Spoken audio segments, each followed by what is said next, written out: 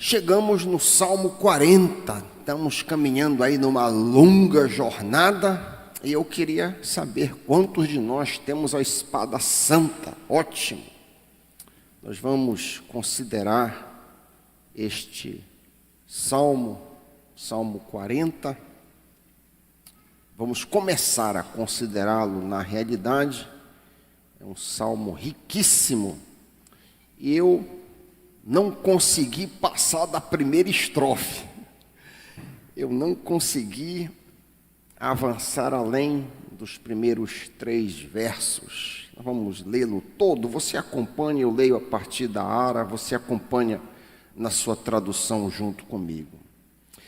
Esperei confiantemente pelo Senhor e Ele se inclinou para mim e me ouviu quando clamei por socorro. Tirou-me de um poço de perdição, de um tremendal de lama. Colocou meus pés sobre uma rocha e me firmou os passos. E me pôs nos lábios um novo cântico, um hino de louvor ao nosso Deus. Muitos verão essas coisas, temerão e confiarão no Senhor. Feliz o homem que põe no Senhor a sua confiança e não depende dos arrogantes, nem dos afeiçoados à mentira. São muitas, Senhor, Deus meu, as maravilhas que Tu tens operado e também os Teus desígnios para conosco. Ninguém há que se possa igualar contigo. Eu quisera anunciá-los e deles falar, mas são mais do que se podem contar. Sacrifícios e ofertas não quiseste. Abriste os meus ouvidos, holocaustos e ofertas pelo pecado, não os requeres.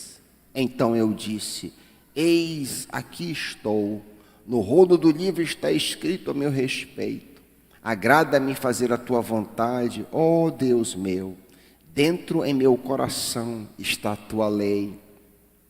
Proclamei as boas novas de justiça na grande congregação, jamais cerrei os lábios, tu o sabes, Senhor.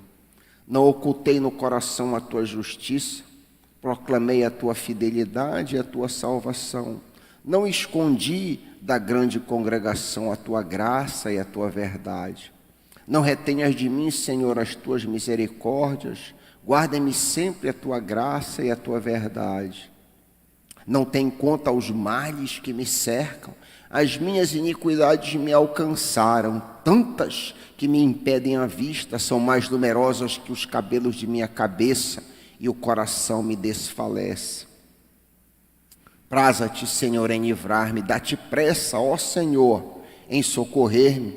Sejam a uma envergonhados e cobertos de vexame os que me demandam a vida, tornem atrás e cubram-se de vergonha os que se comprazem no meu mal.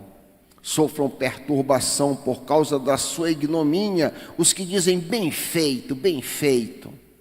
Folguem em ti e se rejubilem todos os que te buscam, os que amam a tua salvação. Digam sempre, o Senhor seja magnificado.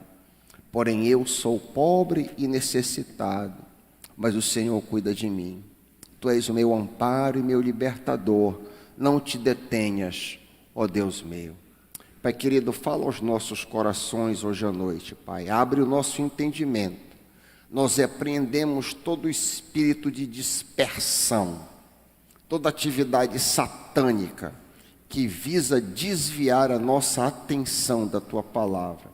E pedimos que o Senhor fale profundamente aos nossos corações. Pedimos isso confiantes no nome e pelo amor de Jesus. Amém. Este salmo, como muitos outros, foi composto para ser cantado. Como você pode ver isso na epígrafe. Basta você bater os olhos em cima, que você vai ver lá no 40, lá em cima você vê, ao mestre do canto. Ao mestre do canto. Isso é um hino, um cântico, que foi feito para ser entoado na congregação. A peça como um todo pode ser dividida em 4 seções ou 4 estrofes. Socorro divino, versículos 1 a 3. Benefícios divinos, versículos 4 a 5. vontade divina, versículos 6 a 10, e misericórdia divina, 11 a 17. Isso aí é um mapa de toda a peça.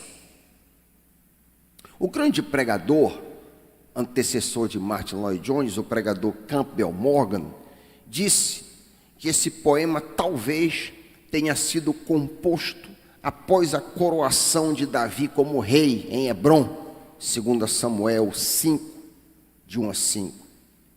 Depois de cerca de 15 anos sofrendo brutal perseguição, o guerreiro Davi comemora finalmente o socorro do Senhor, os benefícios do Senhor, a alegria de realizar a vontade do Senhor e a dependência das misericórdias do Altíssimo. Vale a pena ainda dizer, em caráter introdutório, que este salmo é messiânico. Os versículos 6 a 8 são citados literalmente em Hebreus 10, 5 a 7. Quando nós chegarmos nesta terceira estrofe que cita, nós vamos analisar.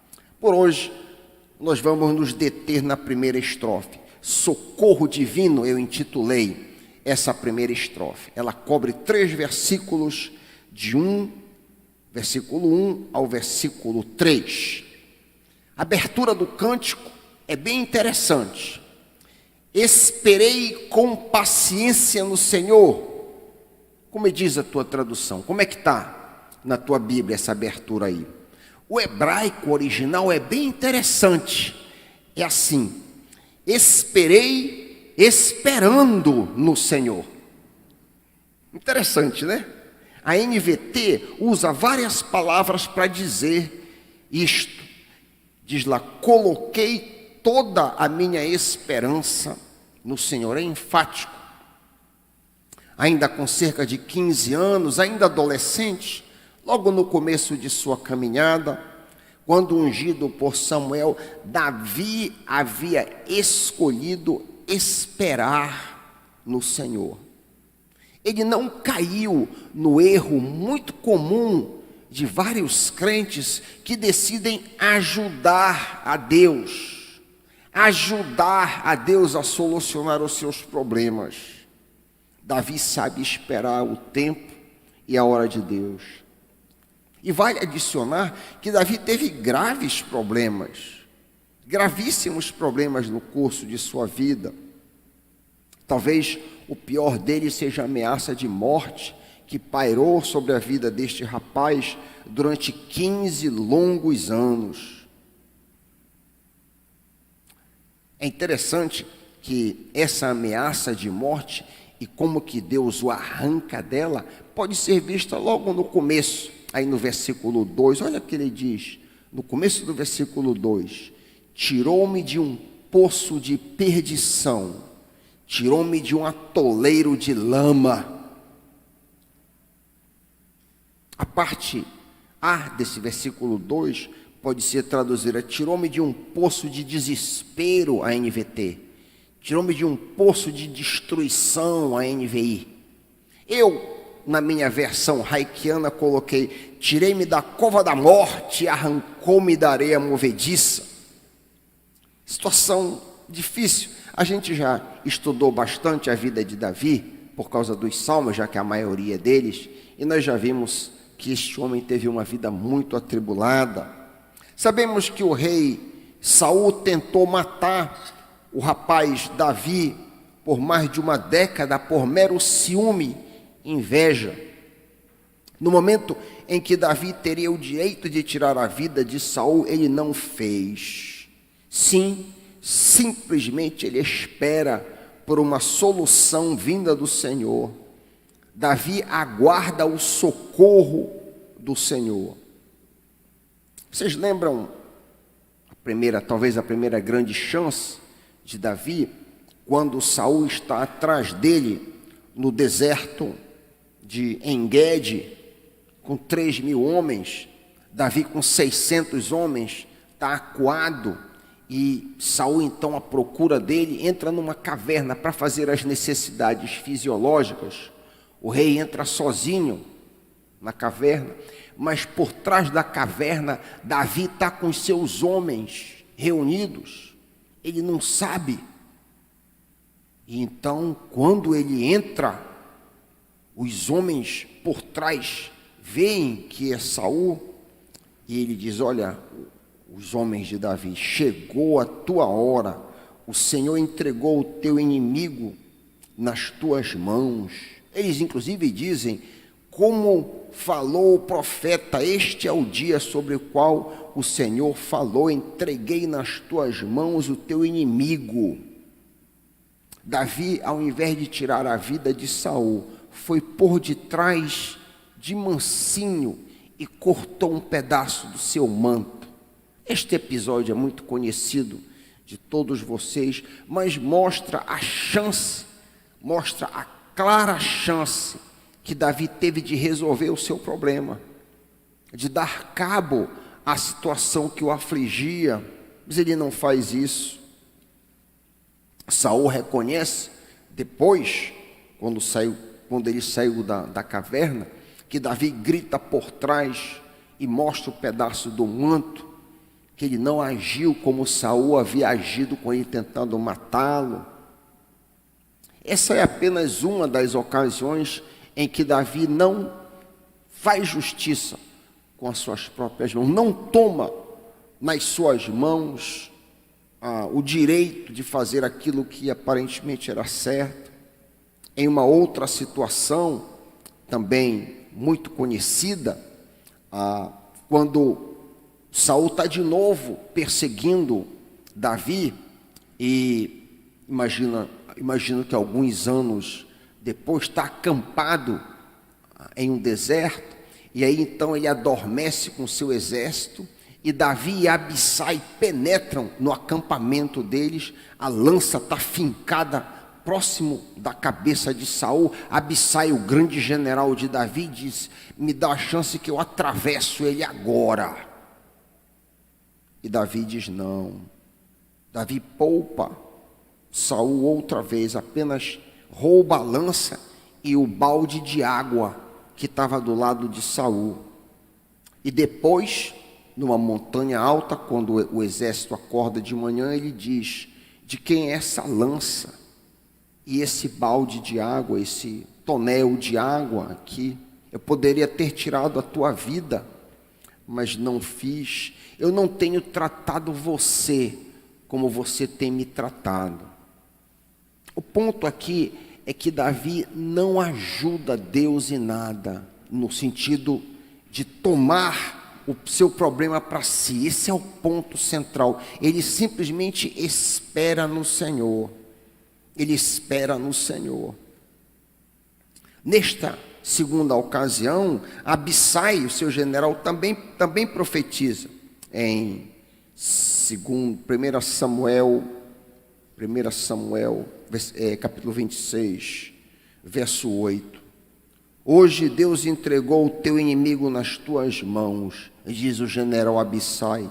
Deixa-me agora cravar a lança nele até o chão com um só golpe.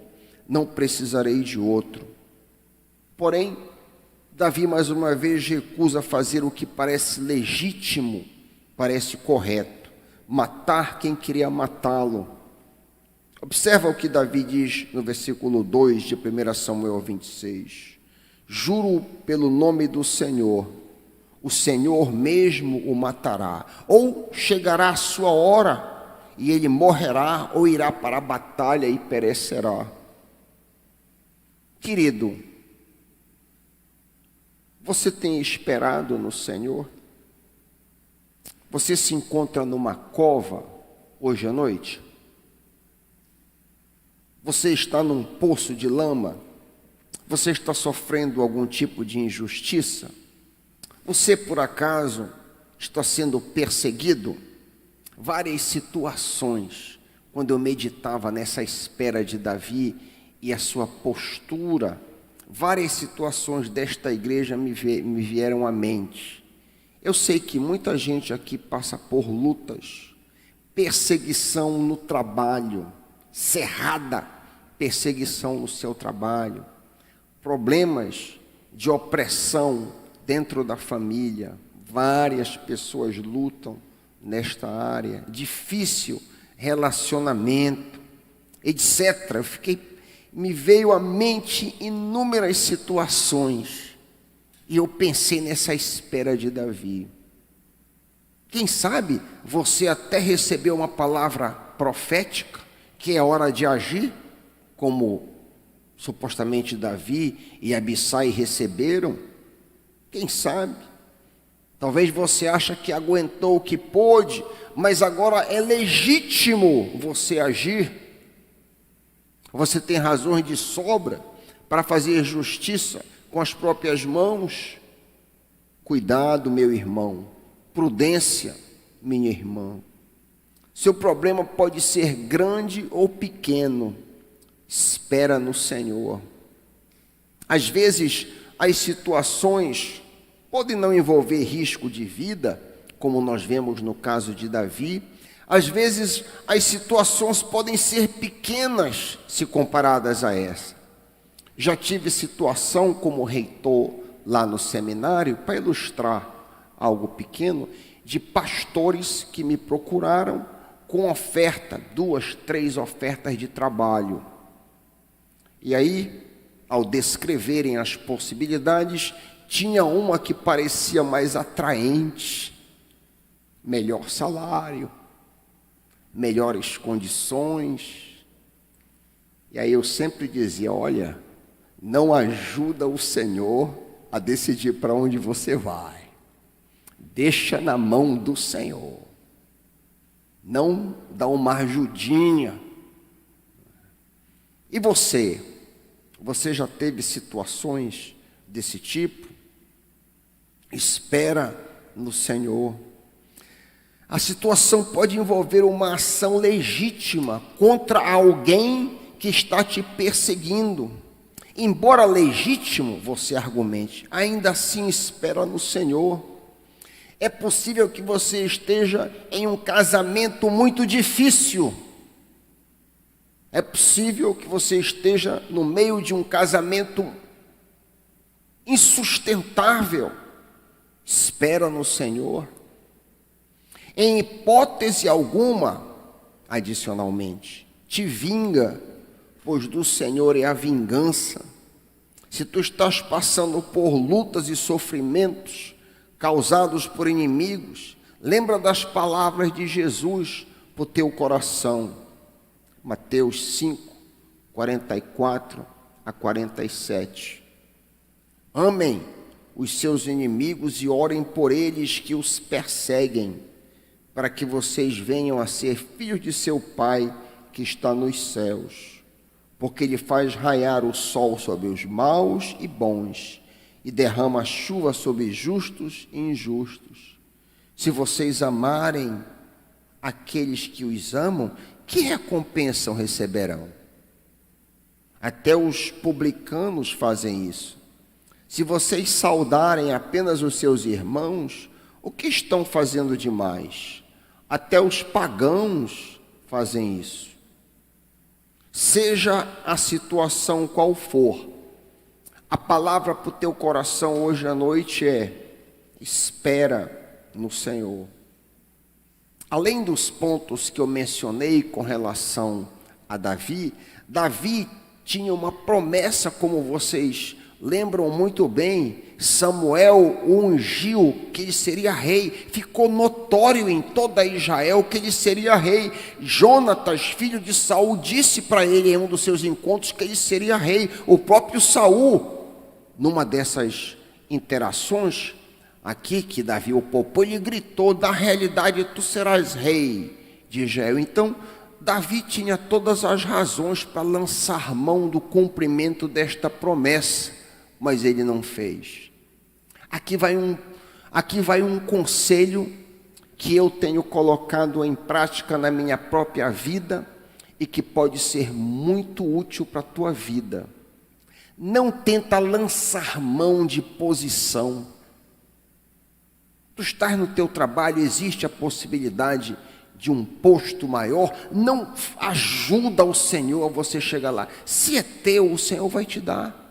Apenas ser o melhor funcionário. Te aplica, te candidatas à posição. se for o caso, mas não tenta ajudar, não tenta mover os pauzinhos. O Senhor vai te dar aquilo que pertence a ti.